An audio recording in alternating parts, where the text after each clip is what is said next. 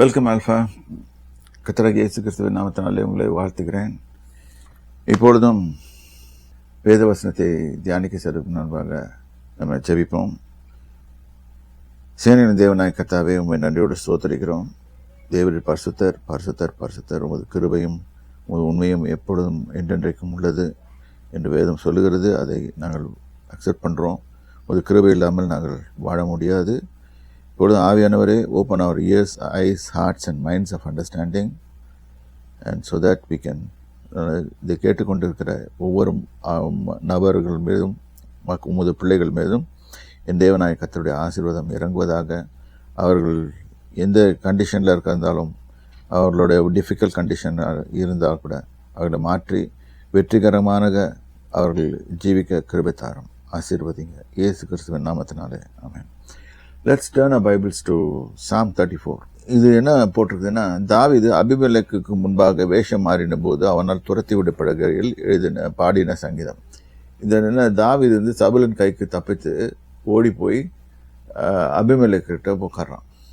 அந்த ராஜா என்ன பண்ணுறான், இவன் அங்கே போய் பார்த்த உடனே அவங்க ராஜாவுடைய ஆட்கள் என்ன சொல்கிறாங்க, இவன் ரொம்ப டேஞ்சரஸ் போலோ, இவன் வந்து இவனை இது பண்ணுங்க இவன் வந்து ஸ்பை பண்ண தான் வந்திருப்பான் அவங்க ராஜாவுக்காகன்னு சொல்லி சொல்கிறாங்க. அப்போ இவன் பைத்தியக்கார மாதிரி இது வேஷம் போட்டுட்டு இருப்பான்.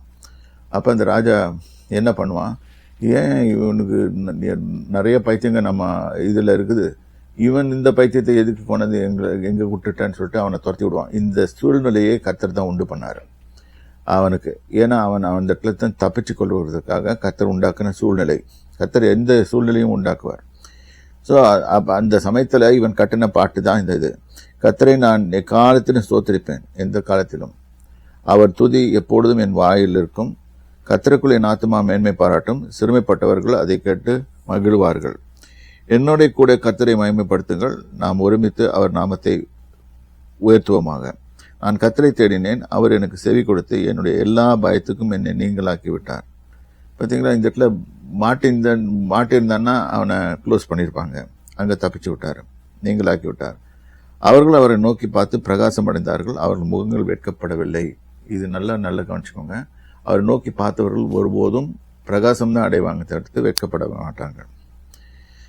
ஸோ இன்னொன்று வசனம், 8வது வசனத்தையும் பார்ப்போம். கர்த்தர் நல்லவர் என்பதை ருசித்து பாருங்கள், அவர் மேல் நம்பிக்கையாக இருக்கிற மனுஷன் பாக்கிவான். 7வது வசனம், கர்த்தருடைய தூதன் அவருக்கு பயந்தவர்களை சூட பாளையம் இறங்கி அவர்களை விடுவிக்கிறார். இந்த இடத்துல விடுவிக்கிறார்னு போட்டிருக்கோம். இந்த கர்த்தருடைய தூதன் சொல்லுகிறது. இந்த இடத்துல தூதன், கர்த்தருடைய தூதன் அப்படின்னு சொல்ற போது it denotes Jesus Christ. Okay, அவருக்கு பயந்தவர்களை சூட பாளையம் இறங்கி அவர்களை விடுவிக்கிறார். அதுக்கப்புறம் கர்த்தர் நல்லவர் என்பதை சுத்தி பாருங்கள். இதுக்கு ஏற்ற ஒரு சம்பவத்தை நான் let us read it. Let us turn our Bibles to 2 Chronicles chapter 20. இப்போ வந்து யோசபாத் என்ற ராஜாவை குறித்து நம்ம வாசிப்போம். யோசபாத் என்ற ராஜா ஒரு நல்ல ராஜா. ஆனாலும் அவனுக்கு ஃப்ரெண்டு வந்து யாருன்னா ஏகாப்னு ஒரு கெட்ட ராஜா இருந்தான். எப்பவுமே நம்ம எவ்வளோ நம்ம கத்தரோட இருந்த போதும் நம்ம கம்பெனி, நம்ம யாரோட பழகுறோம், இந்த விஷயத்தில் நம்ம ஜாக்கிரதையாக இருக்கணும். இவன் வந்து ஆக்சுவலாக கத்தர்கிட்ட அடி வாங்கிறதுக்கு தான் இருந்தான், ஆனால் தப்பிச்சிட்டான். ஏன்னா அது ஒரு விஷயத்தில் இவன் வந்து கத்தரோட நல்லா இணைந்து தான் வந்தான். இந்த இடத்துல இப்போ ஆக்சுவலி இந்த இடத்துல 19ஆம் அதிகாரம், அதில் 2 நாளாகவும் 20ஆம் தேதியில் 19 அதிகாரத்தில் வரும்போது, அப்பொழுது அனனியாவின் குமாரனாகிய ஏகு என்னும் ஞான திருஷ்டிக்காரன் புறப்பட்டு அவனை சந்தித்து ராஜாவாக யோசபாத்தை நோக்கி, துன்மார்க்கு துணை நின்று கர்த்தரை பகைக்கிறவரை நீர் சிநேகிக்கலாமா?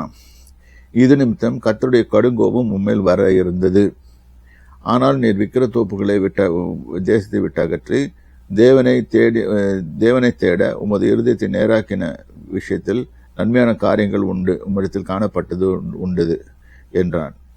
ஸோ இந்த இடத்துல கர்த்தர் பண்ணி பார்க்குறாரு ஒவ்வொரு மனுஷனையும் தராசில். இந்த இடத்துல பாபிலோன் ராஜாவில் எடை போடும்போது, நீ தராசில் வைத்து நிறுத்தப்பட்டு எடை குறைவாக காணப்பட்டாயின்னு போட்டிருக்கோம்.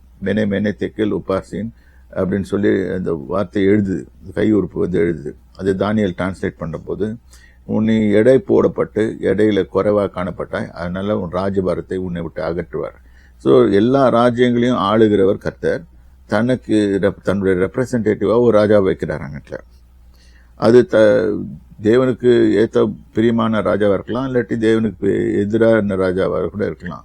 இப்போ இந்த காலத்து கூட presidents and prime ministers what ever whoever it maybe, they have all been placed in the place by God. So இந்த இடத்துல ஒரு வார்னிங் ஷாட் வருது. இது யோசபாத்துக்கு. யோசபாத் நல்ல ராஜா தான். இந்த இடத்துல அவன் தன் மக்களுக்கு அட்வைஸ் பண்ணுறது கேட்டுக்கோங்க. 19வது அதிகாரம் 9வது வசனம். அவர்களுக்கு கட்டளையிட்டதாவது, நீங்கள் கர்த்தருக்கு பயந்து, இவன் இந்த ராஜ்யத்தில் மக்களுக்கு சொல்றது, நீங்கள் கர்த்தருக்கு பயந்து உண்மையோடும் உத்தம இருதயத்தோடும் நடந்து கொள்ள வேண்டியது என்னவென்றால், நானாவித இரத்த பழை சங்கதிகளுக்கும் பிரமாணத்துக்கும் கற்பனைக்கும் கட்டளைகளுக்கும் நியாயங்களுக்கும் அடுத்த நானாவித வழக்கு சங்கதிகளும் தங்கள் பட்டணங்களிலே குடியிருக்கிற உங்கள்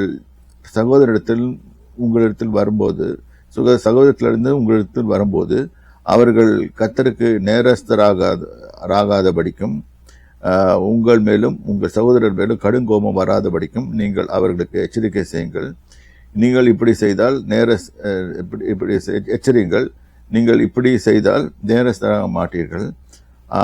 இதோ ஆசாரனாக அமரியா கர்த்தருக்கு அடுத்த சகல எல்லா நியாயத்திலும் இஸ்மவேலின் குமாரனாகிய பாருங்க, அவங்க கிட்ட இருக்கிற ஆட்கள் எல்லாருக்கும் இந்த இன்ஸ்ட்ரக்ஷன்ஸை கொடுக்குறாரு. கொடுத்துட்டு யூதா வம்சத்தின் தலைவன் ராஜாவுக்கு அடுத்த சகல எல்லா நியாயத்திலும் உங்களுக்கு மேலான நியாயாதிபதிகள் லேவியரும் உங்கள் கைக்குள் உத்தியோகஸ்தராக இருக்கிறார்கள். திடமனதாக இருந்து காரியங்களை நடத்துங்கள். உத்தமனுக்கு கர்த்தர் துணை. சரி, இப்படி சொல்லி இது ஏற்படுத்திட்டு இருக்கும்போது, இப்போ வந்து எல்லா ஒரு வெற்றிகரமான காரியத்துக்கும் பின்னால ஒரு ஷாக்கர் ஒன்று வரும். அது மாதிரி இந்த ஆளுக்கும் ஒரு ஷாக்கர் வந்துச்சு. இப்போ நம்ம படித்த வசனம் சங்கீதம், கர்த்தரை நான் எக்காலத்திலும் ஸ்தோத்திரிப்பேன், நான் ஒரு துதி எப்பொழுது, அதாவது கர்த்தரை துதிக்கிற துதி எப்பொழுதும் நம்ம வாயில் இருக்க வேண்டும் என்பதற்காக இந்த வசனத்தை எடுத்தேன். ஸோ இந்த மோபேர் புத்திரரும் அம்மோன் புத்திரரும் அவர்களோட கூட அம்மோனியரும் அப்புறத்தில் மனுஷரும் கூட யோசபாத்துக்கு விரோதமாக யுத்தம் பண்ண வந்தார்கள். சரி, இது மாதிரி வரும்போது டக்குன்னு ஒரு செட்டை நம்மளுக்கு அகெயின்ஸ்டாக வரும். பிசாசு எழுப்பி தான் விடுவான். சிலர் வந்து இல்லை, சில பிசாசு எழுப்புவான், இல்லாட்டி கர்த்தரே அனுமதிப்பார். ஏன்னா நம்மளை ஸ்ட்ராங் ஆக்கிறதுக்கு. இப்போ இருக்கிற சிலர் பாருங்க, அவங்கள சுற்றி வர பகைஞர்கள். ஆனாலும் அவங்க பார்த்தீங்கன்னா அவங்க வின் பண்ணிட்டு தான் வராங்க. எப்படி? அதுதான் கர்த்தர் அவர்களோட துணை நிற்கிறார். ஸோ சிலர் வந்து யோசபாத்தை நோக்கி, உமக்கு விரோதமாய் ஏராளமான ஜனங்களை கடலுக்கு அக்கறையிலிருந்து சீரியாவிலிருந்து வந்திருக்கிறார்கள்.